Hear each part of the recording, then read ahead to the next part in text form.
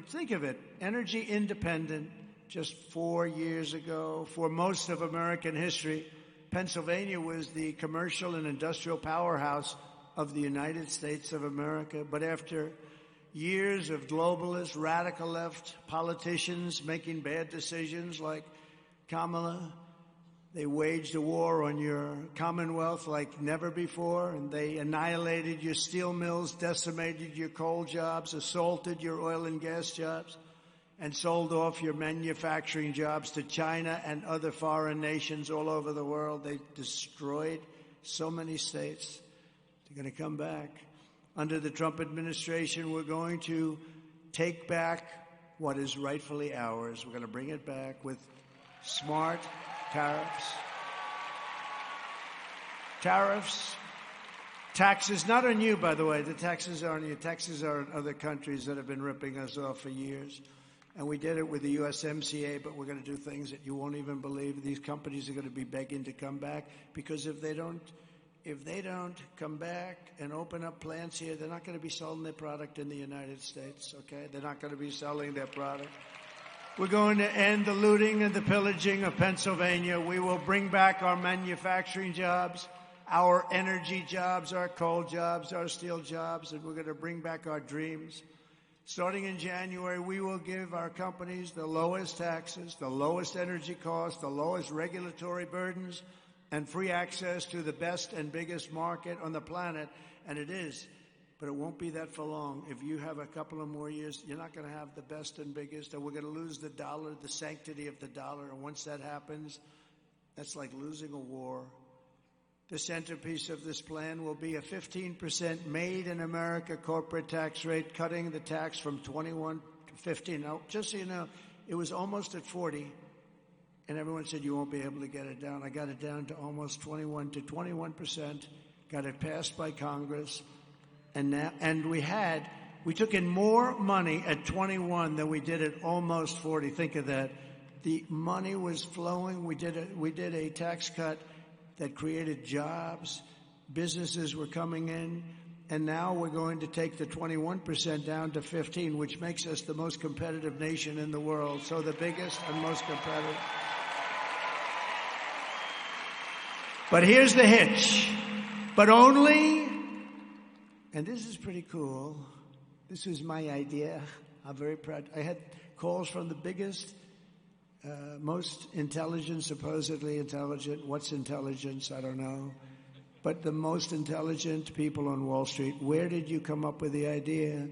Because I'm saying you're only getting the low tax rate, and it's only going to be for those who make their product here in the USA and hire American workers for the job. So they go down from 21 to 15, but they have to make their product here, right here, like in Pennsylvania. And if these companies don't make their products here, then they will pay a stiff tariff when they sell their products and send their products into the United States. For the privilege of competing with our workers, we don't want that, and our cherished and now protected companies. We're going to protect those companies that have made the investment and companies that are here that will leave. And I did you a big favor, because you do a lot of auto parts especially. So you probably heard that in Mexico that China was going to build among the largest auto plants in the world. They were going to knock out cars left and right, destroy Michigan, destroy Detroit. I just left Detroit. They were very happy.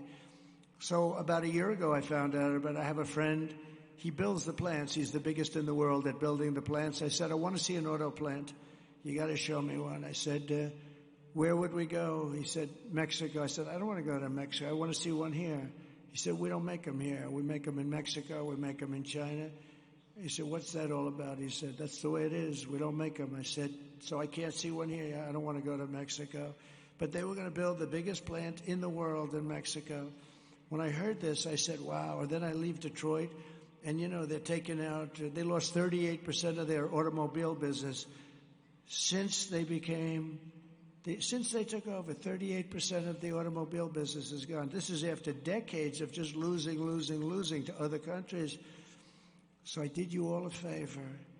I said, that big, beautiful plant that they're going to make, billions of dollars, it's going to make thousands and thousands of cars. virtually a day. It's the biggest, it would be bigger, almost bigger than all of Michigan automobile manufacturing in just a couple of plants.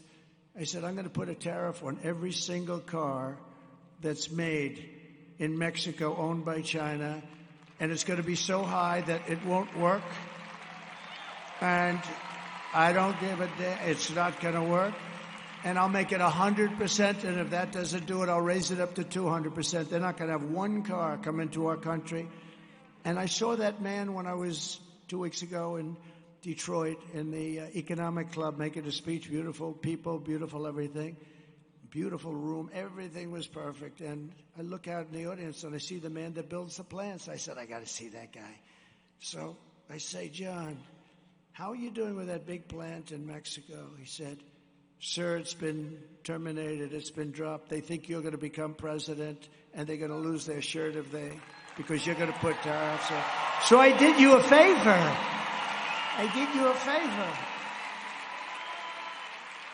Because they won't be able to sell any cars because we were going to put the tariff so high that it wouldn't work. And other countries do that to us. But we have the best. We can do it better because we have the pot of gold. And we're going to keep the pot of gold. So that was a great thing. Say, thank you, Pennsylvania. But Detroit, I'll tell you, they are so happy because that was going to wipe out Michigan. That's why the auto workers in Michigan love Trump. And you know what? I won the Teamster vote. How about that? The Teamsters like Trump. They all like Trump. The firemen like Trump. And law enforcement, we've got every law enforcement group virtually in the entire country. She hasn't got one. She doesn't have one cop on a corner that didn't like somebody.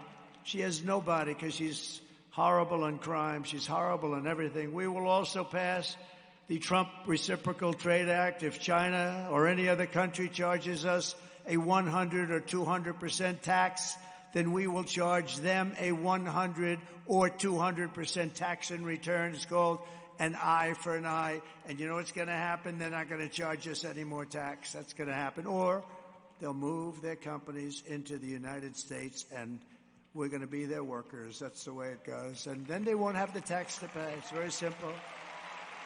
If Kamala, do you think she thinks about this? She has no idea what the hell I'm even talking about. She's probably sitting there. She thinks she's going to raise taxes on companies by 40, 50%. That would mean you all lose their jobs, and they'll just go to another country. Because, you know, a lot of these executives, they're international executives. A lot of them don't even live here. They don't even come from here. They don't care. They go where the best deal is. When I get it down to 15% and then we have everything else going for us, nobody can compete. They're going to be pouring into our country. But they'll leave our country if you raise their taxes to a certain... They'll leave. They don't give a damn. They couldn't care less. If Kamala gets 4 more years, she'll obliterate our economy, kill millions of jobs, destroy your family finances, and many people will die because they're going to be coming across the border at levels that are 5 times greater than even now. You'll have 200 million people coming in, not 21 million. 21 million people came in 3.5 years. There's never been a border in history with a number like that. But you'll have 200 million. You won't even have a country anymore.